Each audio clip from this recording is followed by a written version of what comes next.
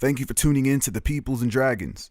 If you enjoy the content we provide, then subscribe, like, and maybe join in on the action at www.pndrpg.com. Haven City, an ugly city. Episode 12, Big Tank, Act III.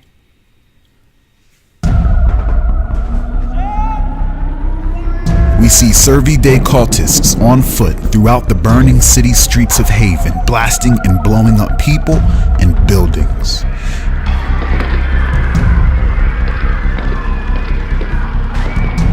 We see a cultist grab a man twice his size by the neck, slams him into an Atlas energy bar vending machine with his super Takena strength, and impales his victim's forehead with his Takena tentacle, devouring their life force. Fire, with his new augmented battlesuit, can be seen zipping through the sky, setting entire blocks ablaze. His suit emits a heat wave that begins melting everything from the pavement to the vehicles and buildings, even causing large bridges to collapse as countless people fall into the boiling ocean.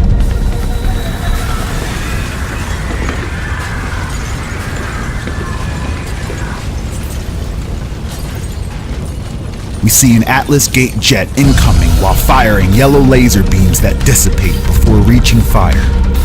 Once the jet reaches his vicinity, the aircraft's controls overheat and the plane begins to melt.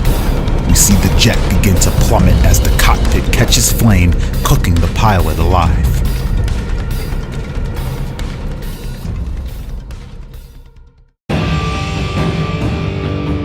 Two districts away from all of this, we see massive chrome and gold aircrafts branded with the Atlas Gate symbol. The bridge doors open up, and looking down upon the city, we see Tempest wearing an all-white reinforced coat, his white hair blowing in the wind. Right beside him, Jeremiah Oliver in his advanced warsuit engineered by Atlas Gate's scientists, giving him enhanced defenses, strength, and speed. Behind Jeremiah, we see Rezanok in his usual sweatsuit with his head bandaged up, zoned out, staring at Tempest, waiting, just waiting to see him use his power. Jeremiah calls for Rez to focus and join them. Rez snaps out of it and walks up to the edge with them.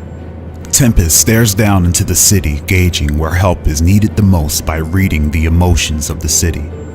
Large, violent typhoons of sorrowful blues and raging whirlpools of fearful purples span across the city on biblical proportions. He quickly learns that everywhere is in need. Jeremiah Oliver tells Tempest that he has banned and halted all businesses and assets linked to all groups who would or could potentially support the Survey Day cult, which will now slow them down.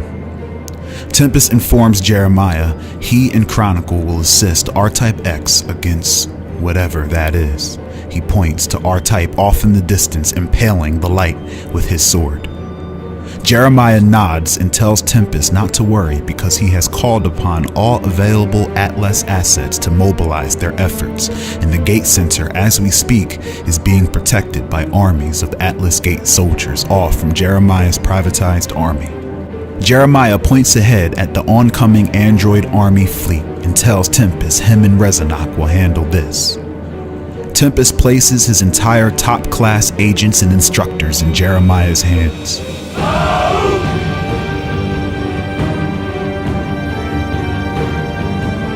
An Atlas Gate ship arrives parallel with the best the center has to offer.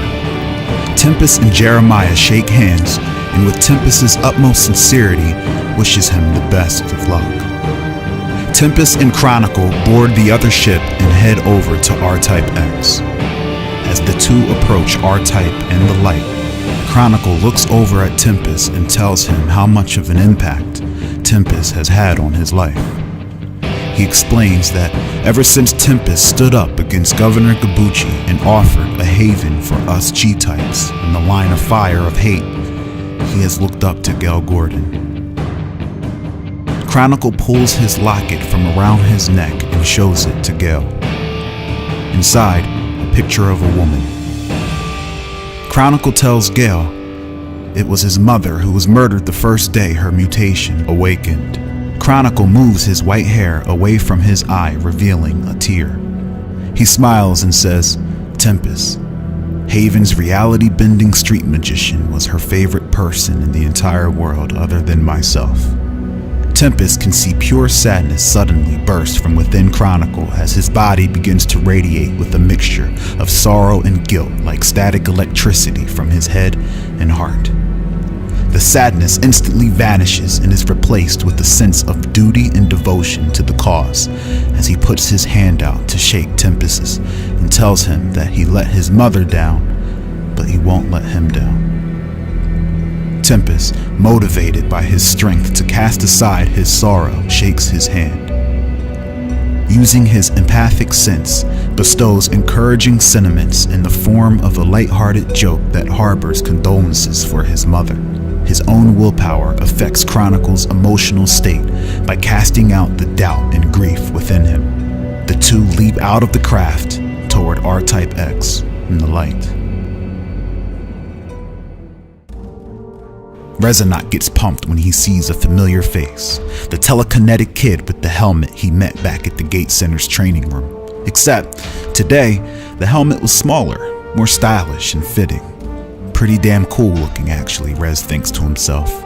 Jeremiah turns to everyone and gives a heartfelt and encouraging speech to his allies that is also broadcasted across the world with the giant Atlas Gate symbol in the corner. He rallies everyone who can to stand up and fight. The speech begins to boost morale and remedy the chaos when suddenly all of the screens that Jeremiah's face is on begin to flicker.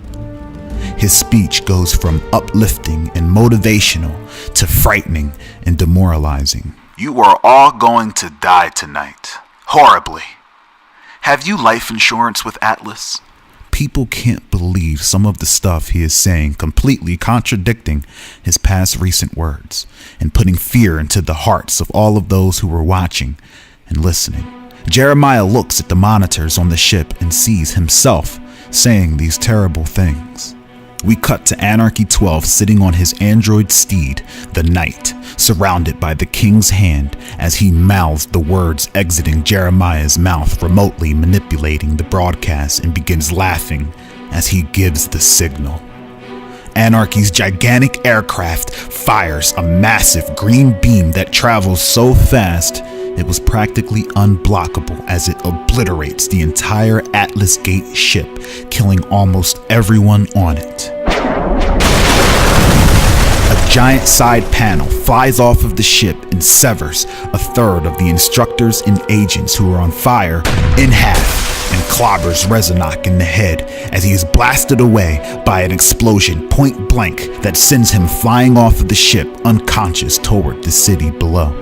The agent with the telekinetic helmet swoops in to capture Rez when suddenly darting by we see the Knight, Anarchy's android steed, and on its back, the Bishop, who lines up its sights and fires a sniper rifle, taking Helmet Boy's head clear off, followed by a small explosion as the helmet shreds to pieces.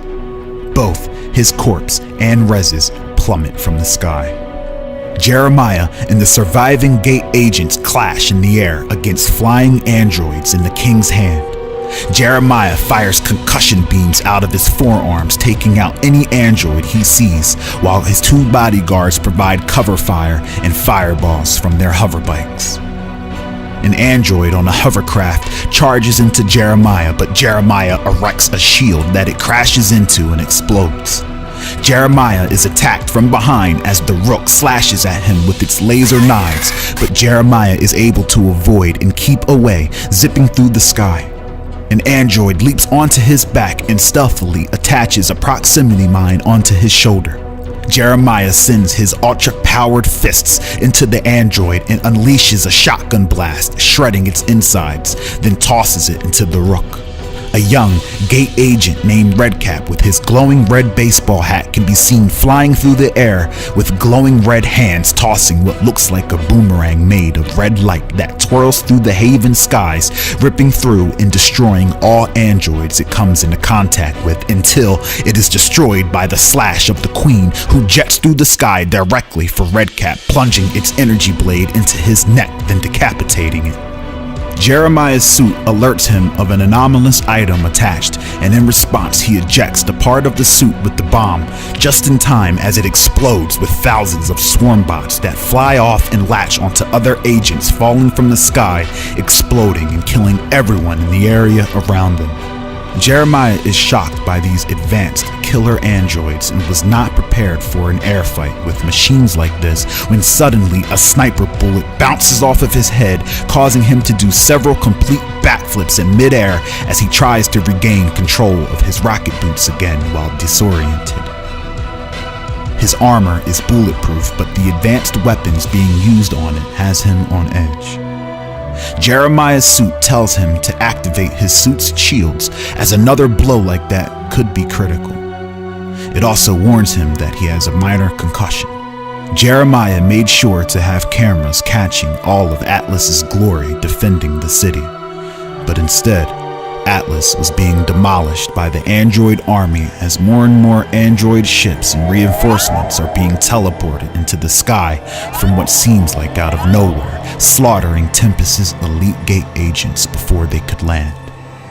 We see a giant muscular agent covered in metal manage to hit the ground running, but is then pulled into the Knight's shield and bound in place as the Knight then turns its shield toward Anarchy's ship above in the sky. Anarchy points his finger, and another ultra-fast energy beam fires at pinpoint precision, obliterating the metal man as chunks of its metal body fly everywhere. Jeremiah calls to regroup with his troops and bodyguards using the communications in his suit, but instead, the interface and HUD in his suit shuts off and begins to operate itself. Jeremiah, confused at the sudden malfunction, tries to fix it when Ryu Henshin appears on the emergency backup communication in his helmet. Ryu tells Jeremiah that the suit's controls have been overwritten and remote access has been stolen from him. Jeremiah's warsuit begins flying him closer to Anarchy's ship as the King's Hand watch. Anarchy appears on his face screen and says, "You are sorely outmatched," as Jeremiah is reeled in toward the god of technology, Seth Masters. Jeremiah sees he is approaching Anarchy 12 and goes to eject himself from his suit, plummeting to the city below. Anarchy 12 begins laughing at his victim's preference of death. Floating beside him, the little yellow child we saw earlier laughing along with him. Anarchy 12 turns to the little child and tells him to take his chimera for a walk. The yellow child smiles and vanishes in the blink of an eye.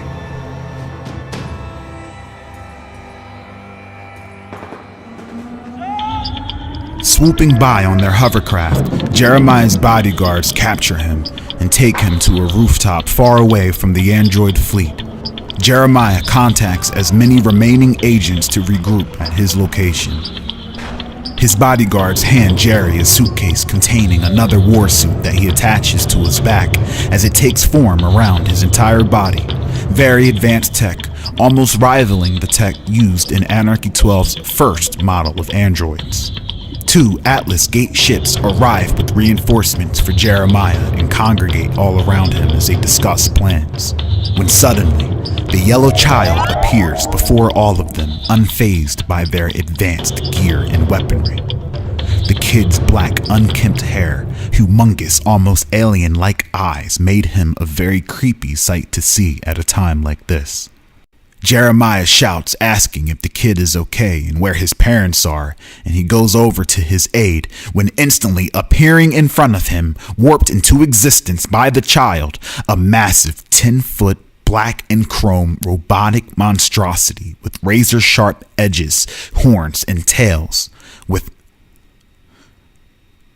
Jeremiah shouts, asking if the kid is okay and where his parents are as he goes to the kid's aid, when suddenly appearing beside him, warped into existence by the child, a massive 10-foot black and chrome robotic monstrosity with razor-sharp edges, horns, and a tail. The Wrath Chimera, a vicious, hawking monster with enhanced speed, strength, intelligence, and reflexes, created by ACTIII to hunt and ravage its targets.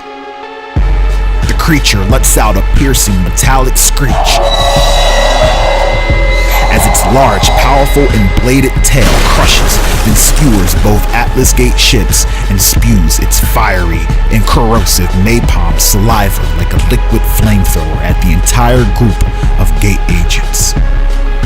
We see an agent screaming in agony as he and his allies melt under a glob of soupy, acidic lava spit as the rest of the group fire their rifles at its impenetrable chrome body. The small kid begins laughing, thoroughly amused at the chaos Anarchy's toys bring. Hundreds of yards away, we see a Gate agent sniper with the child in his scope, and he fires. The bullet flies through the sky and crashes into a bubble force field around the kid.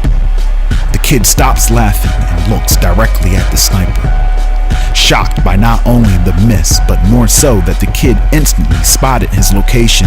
The agent grabs his rifle and bag and begins to relocate when appearing in front of him was the kid. With the bat of Pokey Turner's giant eyes, the sniper's eyeballs are displaced from their sockets and appear inside of Pokey's bubble, landing in his hands.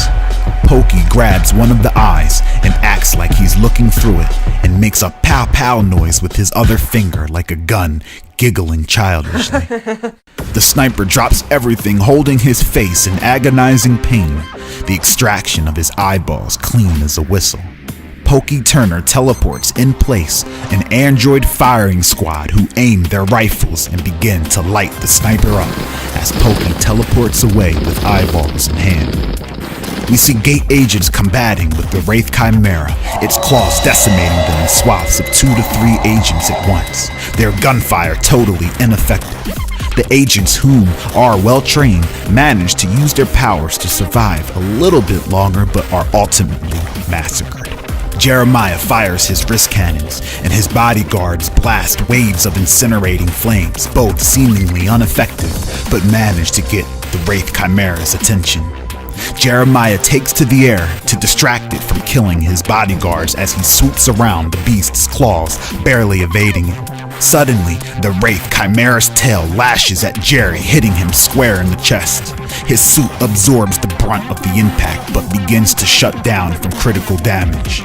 A smaller Atlas Gate ship, piloted by Ryu Kenshin, swoops in and picks up Jeremiah and his guards as they barely manage to pull away from the Chimera.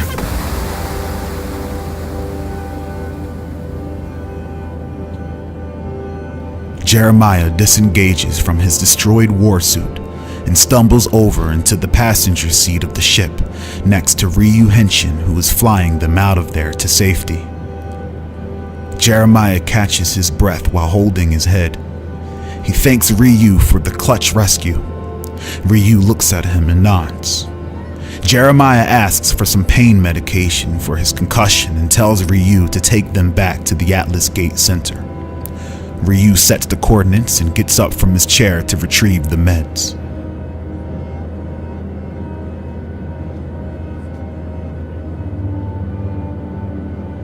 Moments pass and Jeremiah begins to wonder what's taking so long. Just as he gets ready to turn around, Ryu comes back to his seat with the medication. Jeremiah, relieved, pops a few and begins briefing Ryu on the next plan. Jeremiah then realizes that the ship is not going toward Atlas Gate and turns to look at Ryu Henshin with extreme, blurred vision and stiff eyelids. Jeremiah begins to feel beyond sick and begins coughing up clear fluid. He looks up at Ryu for assistance, but Ryu just sits there, watching him in agony. Jeremiah realizes Ryu is up to something and turns around to call for his bodyguards and discovers they are both laid out on the floor behind the cockpit, paralyzed and cannot move. Jeremiah turns back around to Ryu Henshin, who stands up, grabs Jeremiah by his neck, and throws him onto the dashboard and pins him down to it by impaling his hand with a laser knife into the cruise control button. Jeremiah screams in pain, then begins laughing at Ryu and calls him a bastard fool for double-crossing him of all people. Jeremiah lectures him on loyalty and tells him that his agreement to work for him goes way deeper than he thinks. Jeremiah coughs up more of the clear substance as his breathing gets harder to maintain. Using his power, the command, Jeremiah tells Ryu Henshin to break his own neck. We cut to the bedroom that looks like it belongs to a teenager. The walls covered with posters of Haven's most poppin' webcomic, Paper Angels. We see the real Ryu Henshin in his own world playing a video game with his headset on, oblivious to the outside apocalypse. Suddenly, his eyes go blank. He drops the controller, stands up, places both hands firmly on his neck, and breaks his own neck, collapsing to the floor. We cut back to Jeremiah confused that nothing has happened to Ryu after giving the command, when we see Ryu's face and body morph and revert to his real identity. Ryan Zaidi, the ultimate assassin, with the ability to perfectly duplicate one's DNA. Jeremiah's trump card was essentially charging a counterfeit credit card. Ryan discards the counterfeit genetics and wiggles his hand and fingers mockingly at Jeremiah and tells him that hiring from the Discord servers is like dating over the internet. It's risky. Jeremiah, confused, weary, and disoriented, begins to fully succumb to the toxin devouring his lungs and melting his stomach. Ryan Zaidi leans over and takes Jeremiah's ring. We then see Jeremiah Zaidi hop on a hoverbike and head toward Atlas Gate as the ship endlessly cruises out into space.